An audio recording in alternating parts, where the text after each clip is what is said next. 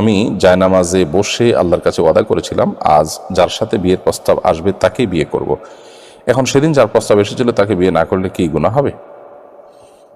প্রথমত এই ধরনের উদ্ভট ওয়াদা আল্লাহর সাথে না করা উচিত, কারণ আমি জানি না ভালো হবে না মন্দ হবে, তাহলে আমি কিভাবে এই ধরনের ওয়াদা করি। আর দ্বিতীয়ত হলো যে আল্লাহর সাথে ওয়াদা করেছেন মানে আপনি মনে মনে বলেছেন আর কি, যে আল্লাহ এটা আমি করবো, জাস্ট এরকম মনে মনে বলাতে কোনো অসুবিধা হবে না। এটা যদি না হয় কোনো কারণে, এর কারণে আপনি গুনাহগার হবেন না, তবে এরকম উদ্ভট ওয়াদা করবেন না সামনে থেকে।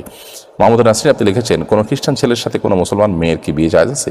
মুসলিম মেয়েকে অনেক বোঝাবার পরও যদি খ্রিস্টান ছেলের সাথে সংসার করতে থাকে তাহলে মেয়েটির সাথে পারিবারিক সম্পর্ক রাখা যাবে কিনা? সাধারণত আহলে কিতাবদের সাথে মুসলমানদের বিয়ে জায়েজ আছে, এবং